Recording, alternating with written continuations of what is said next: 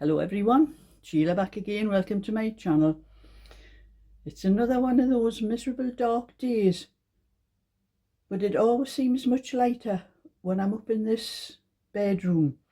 When I was sitting downstairs it just turned very dark and that, but I seem to get a better light from the window in here. But I'm using my tablet today because I'm not going to drag the camcorder and the tripod and everything up here. I'm just doing it with my tablet and my phone, because I'm going to show you. As you can see, I'll move away, I've tidied all my wool.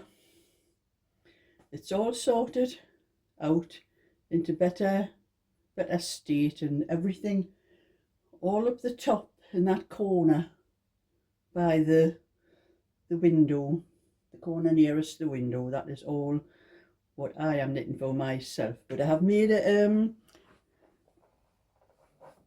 little video on my phone just to show everything to you better, where you can see it all better. So I'm going to stop this video and I'll put the phone part on and let you see how I've sorted everything out. So this is how I've sorted out all my wool. You know, this is on the bottom shelf, and I've put it so, like here, I've got two different colours in one bag. So I've made it so that it's showing the colours that's in the bag. That one and that one and that one and that one and further down. So it's easier here as well. That's what I've done. I've tried to put all blues together, different shades of blue.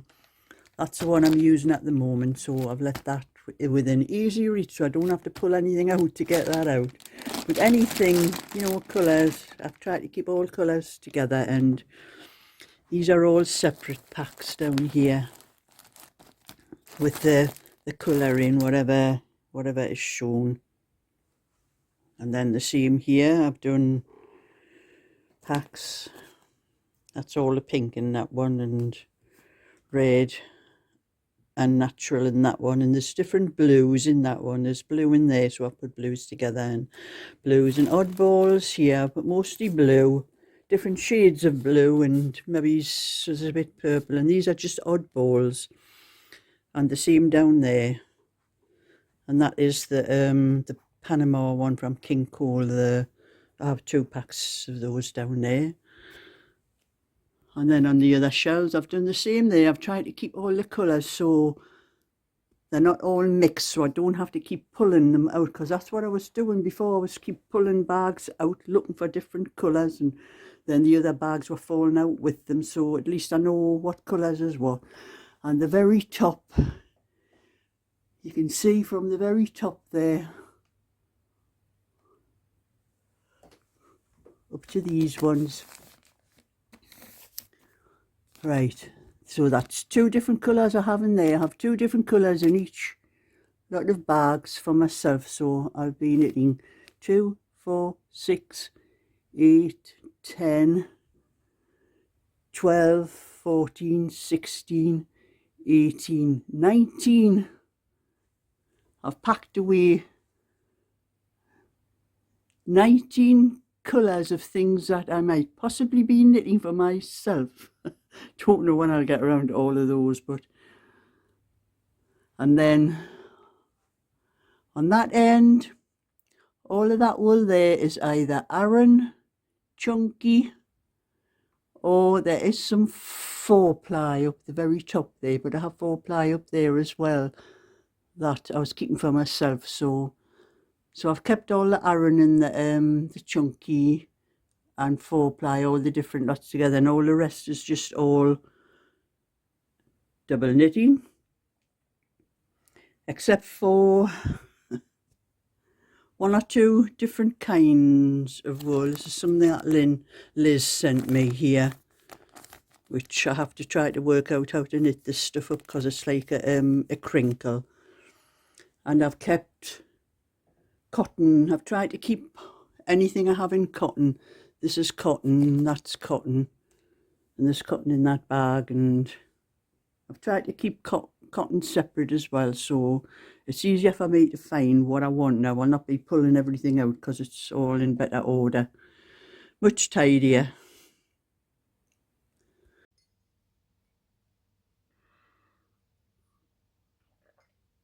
So that's how I sorted everything out. I did it all this morning.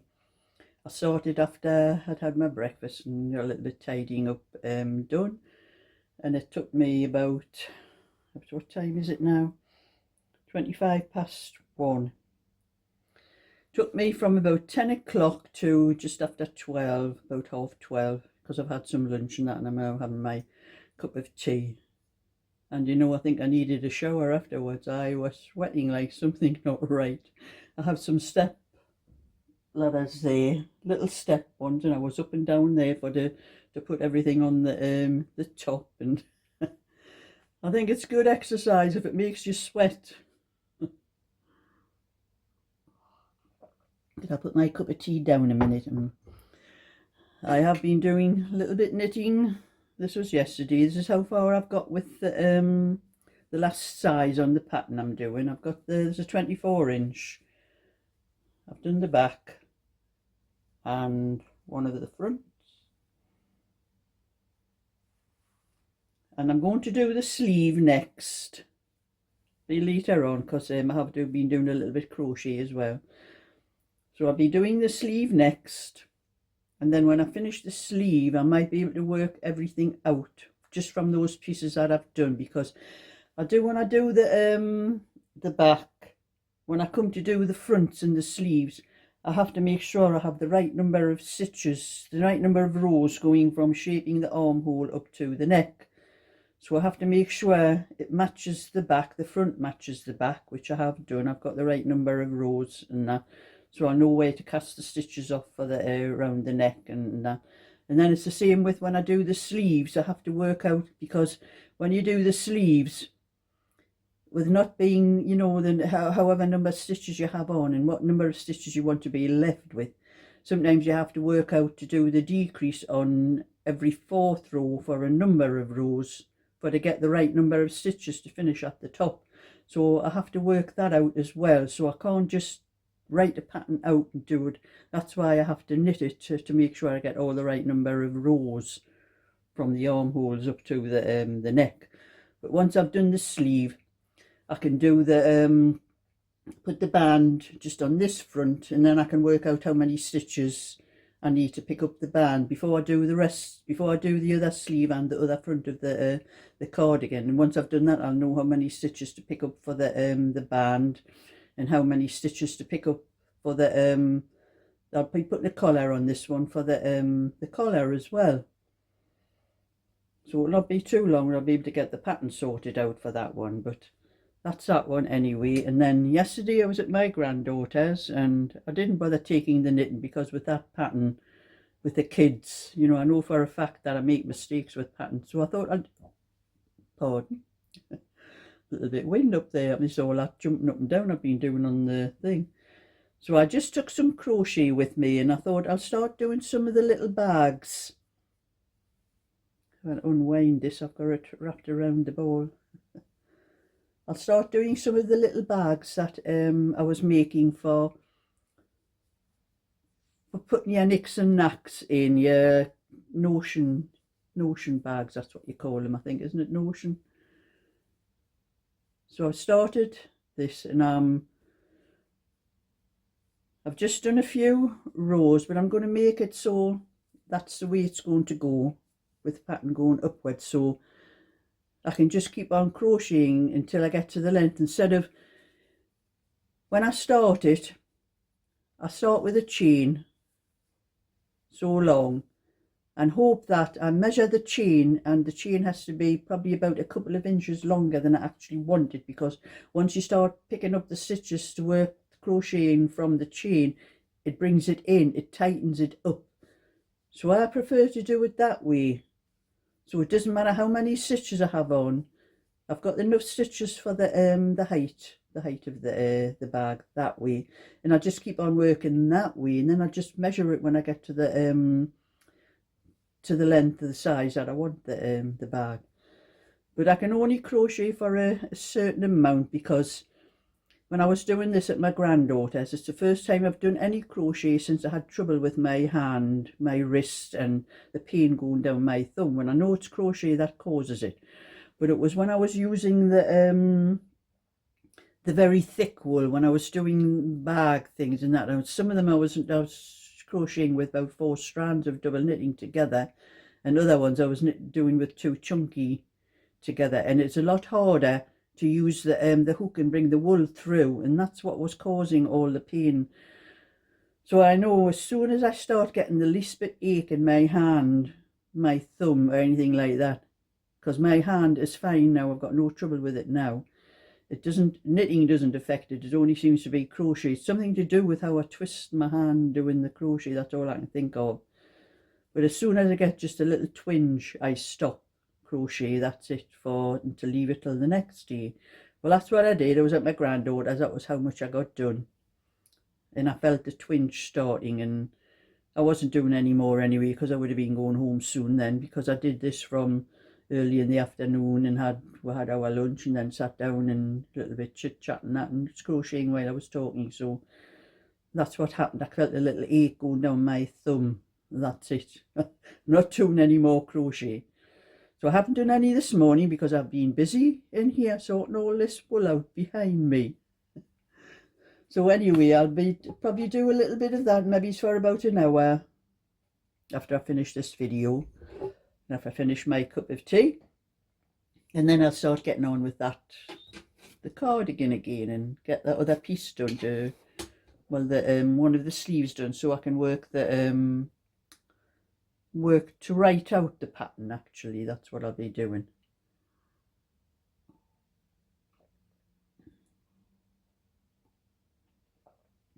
At least I have everything picked up off the floor on this, all the wool that was down lying around all over on the floor and that. And at least when I did all the shells, I pulled all the wool off, the whole lot out, and I washed all the shells and that down, because there's probably not much dust can get on, because the wool is covering the whole shelf, you know, more or less. But I still give it a wash down, because there's be little bits here and there and that, so I gave that a wash down. But I haven't vacuumed the floor in here yet. It's not bad. It's only I get 1 or 2 threads, because I do my sewing up here when I'm on my sewing machine. I do my sewing up here, so I get threads on the floor and that. Sometimes I pick them up because I wrap around the brush on the vacuum when I do the vacuum. But there's probably just dust in here, because this bedroom's not used. It's only used for a storeroom for my wool. That's the only thing it's ever used for. And if any of my kids happen to come up, my sons and that, well, there's 2 of them don't live up this area, but there's always a bed here for them in this room if they need it, if they want to stop the night, which my middle son does now and again, like.